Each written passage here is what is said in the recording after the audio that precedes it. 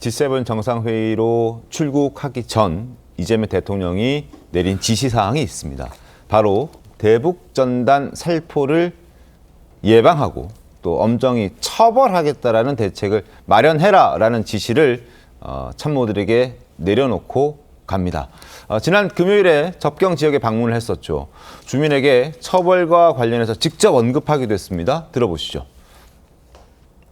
그래서 허가받지 않은 장소에서 그 고압가스 취급하는 건 처벌 조항이 있는데 그게 아마 현행범 체포 요건에 해당이 될 거예요. 북한으로 불법으로 보내는 거는 지금 통일부가 어쨌든 자제 요청을 했고, 근데 어겨서 계속하면 그럼 이제 강력하게 처벌해야죠. 처벌하고 물리적으로 제지하고 못하게 앞으로 걸리면은 아주 엄벌할 테니까요. 이게 처벌을 하겠다.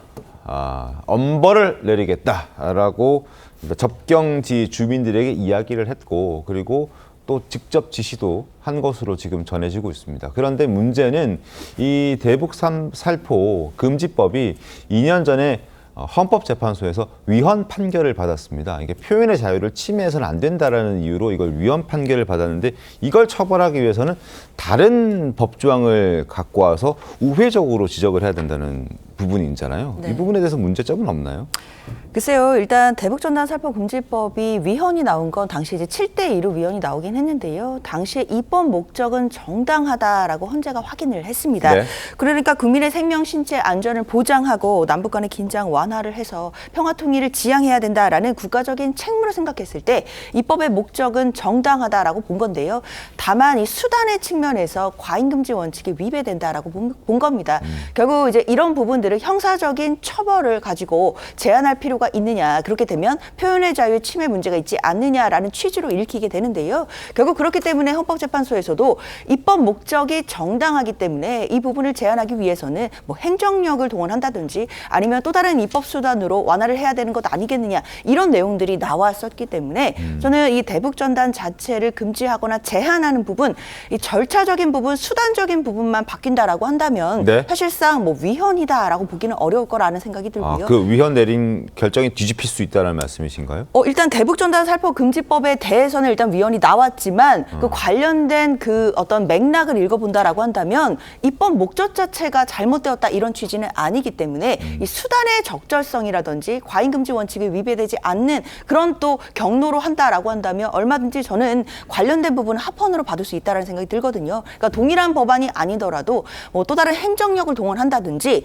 또는 경찰관 직무집행법을 활용한다든지 관련돼서 또 추가 법령들을 또 이용한다라든지 또는 입법력을 또 동원하는 부분들, 이런 부분들이 얼마든지 있을 수 있기 때문에 관련해서는 분명히 또 위헌적인 요소를 또 우회해서 할 수 있는 방안들이 있다라고 생각합니다. 근데 이거는 좀 바로잡아야 되는 게 헌법재판소에서 위헌이 나올 때 입법 목적 자체가 부당하다고 해서 위헌 나오는 경우는 거의 없습니다. 국회에서 만드는 법인데 당연히 목적이야 좋은 쪽으로 만들고자 하겠죠. 그런데 거기에서 따르는 그 기본권 침해의 정도가 너무 심대하기 때문에 이건 도저히 법으로 남겨둘 수가 없다. 대부분은 침해의 최소성이나 뭐 비교 형량에서의 문제, 이런 걸로 다 위헌이 나와요. 그러니까 목적이 정당했다라는 거 가지고서 뭐 이거는 다시 합헌이 될 수 있다, 이렇게 얘기하기는 좀 어려워요. 다른 위헌이 났던 사례도 다 똑같거든요. 그리고 형사처벌을 동원할 수 있다라고 하면서 다른 법들을 얘기하는데 그 다른 법들은 이미 예전부터 존재해 왔어요. 네. 그거 가지고 규제가 안 되니까 대북전단 살포 금지법을 따로 만들었던 거잖아요. 근데 그게 위헌이 나니까 다시 기존에 있던 걸로 돌아가서 그걸로 뭐 현행범 체포를 한다라거나 그건 있을 수가 없죠. 그걸로 안 됐던 거니까 여기까지 왔던 건데.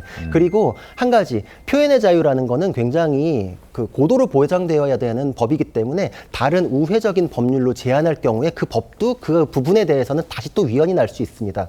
한 가지 사례를 소개하자면 미국에도 국기에 대한 모독을 금지하기 위해서 국기를 태우는 거를 금지하는 법안이 있었어요. 그런데 어떤 사람이 시위에서 정부 정책에 대해서 반대하기 위해서 국기를 태웠거든요. 네. 그래서 형사처벌 대상이 되니까 연방대법원으로 올라가서 그 위헌 판결 나서 그 법이 없어져 버렸어요. 왜냐?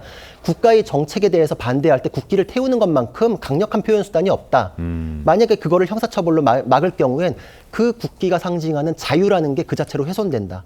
그러니까 표현의 자유라는 건 그렇게 엄격하거든요. 그거를 뭐 경찰관 직무집행을 위해서 그걸로 막는다?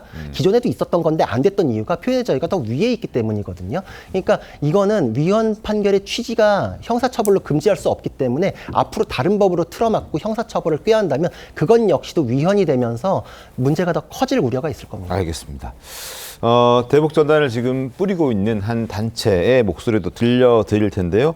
납북자 가족 모임 대표, 대북전단을 보내는 것은 정당하다라는 주장을 하고 있습니다. 들어보시죠. 우리 납치된 사람들 소식을 보낼 때까지 바람만 맞으면 계속 보내겠다. 북한은 빨리 우리 가족들에게 소식들을 전해달라. 해당 단체 대표는 어제 이런 말도 했습니다. 납북자의 생사 확인을 하자는 건데 그걸 범죄자 취급해서는 안 되지 않느냐. 그런 난리를 피워서는 안 된다. 그리고 대통령이라면 자국민을 보호하고 그걸 또 우선시하고 피해자 가족을 만나서 설득해야지 무조건 잡아드리겠다고 해서는 안 되는 것 아니냐라는 주장도 하고 있거든요. 글쎄, 저게 이제 어제 오늘의 얘기가 아니에요. 사실은 그 과거부터 쭉 그렇게 되어 왔고 문재인 네. 정부에서 이제 저거를 그 지금처럼 이제 단속을 하다가 안 되니까 대북전단 금지법까지 만든 거거든요. 네. 그러니까 이게 역사가 있는 얘기이기 때문에 지금 뭐 대통령 말 한마디로 모든 게 안 되고 다 잡아들이고 안 되면 현행범 체포 가능하고 뭐 이런 거는 저는 아니라고 봅니다. 네. 더군다나 헌재 우연 결정도 있었고요. 그렇기 때문에 이게 이제 그 경찰이나 이런 데에서 여러 가지 우회적인 방법이라는 게 쉽게 얘기하면 사실은 정면으로 그걸 금지하지 못하니까 다른 방식으로 하겠다는 거잖아요. 우회로라는 것이. 이거는 이제 또 다른 어떤 우현 뭐 이런 논란을 낳을 수가 있어요. 그래서 끊임없이 반복될 텐데 네. 사실 저런 문제에 관해서 대통령이 별다른 검토 없이 그냥 내가 집권했으니까 이건 안 된다 이렇게 할 일은 아니고 납북자 가족 대표나 뭐 이런 사람들하고도 서로 대화를 통해서 이게 해결 방법이 과연 없는가 하는 부분을 저는 모색하는 것이 선행돼야 되고요. 네. 그리고 법률적 부분도 정말 저 전단살포 외에 다른 것 없는가? 예를 들어서 만약에 가스통 같은 거를 가지고서 대북전단을 살포 못하도록 한다면 가스통이 아닌 다른 수단으로 할 경우에는 또 어떻게 될 것이냐 하는 끊임없는 그 논란이 생길 수가 있거든요. 네네. 그래서 저는 대화를 통해서 뭐 자제시키거나 뭐 이런 방법 내지는 그게 잘 안 되면 또 다른 방법을 통해서 그 접근할 수 있는 방법 아니면 또 북한과의 대화를 통해서 정말 납북자 가족이 지금 현재 어디에서 뭐 하고 있는지 알려주는 방법 여러 가지가 있는데 무조건 현행범 체포 이렇게만 돼가지고서는 아마 해결이 안 될 것이다 저는 그렇게 봅니다. 알겠습니다. 대북 방송 중지 그리고 이번에는 대북 전단 살포 금지 뭐 이런 주장 이제 강력하게 대북 화해 메시지를 좀 유화책을 내놓고 있는 이재명 대통령인데 이게 왜 이렇게 대통령이 되자마자 선제적으로 이렇게 대북 유화책을 내놓고 있는지 속도전에 나서고 있는지 궁금한 부분들이 많거든요. 네. 왜 그러는 건가요? 일단은 그 이재명 대통령님께서 후보 시절에 이제 접견 지역에 이제 계시는 분들도 많이 만나게 됐고요. 실제로 그 목소리를 저는 들었던 걸로 알고 있습니다. 그렇기 때문에 그 대북 전단이라는 것도 실제로 그게 북한 주민들에게 전달되기보다는 네. 접견 지역에 거주하고 계시는 주민분들이 어떻게 보면 그 부분으로 인해서 안정과 불안을 더 가중시키는 역할을 하고 있다라고 판단이 됩니다. 사실은 어떻게 보면 그 풍선 하나 때문에 전쟁의 방아쇠가 당겨진다면 저는 이것은 표현의 자유가 아니라 국민의 생명에 대한 방기라고 생각을 합니다. 실제로 뭐 표현의 자유도 굉장히 중요하지만 그것도 공동체의 안전과 저는 균형을 좀 이루어야 한다. 근데 뭐 아까 제가 법률적인 부분은 뭐 변호사가 아니기 때문에 자세하게 알지는 못하지만 예를 들면 뭐 항공안전법이라든지 뭐 재난관리법 뭐 이런 것들을 통해서 조금 해결을 할 수 있지 않을까라는 네. 생각이 듭니다. 알겠습니다. 그리고 가장 중요한 것은 안정적인 질서 유지 그리고 이제 어제가 이제 6.15 남북 그 공동선언의 이제 25주년이 되는 해였는데요. 그런 만큼 우리가 자주적인 통일을 이루고 남북 간의 교류가 활성화되고 그리고 경제적인 교류 뭐 이런 것들도 평화와 안전 가장 중요한 건 저는 한반도의 평화 안전이라고 생각을 합니다.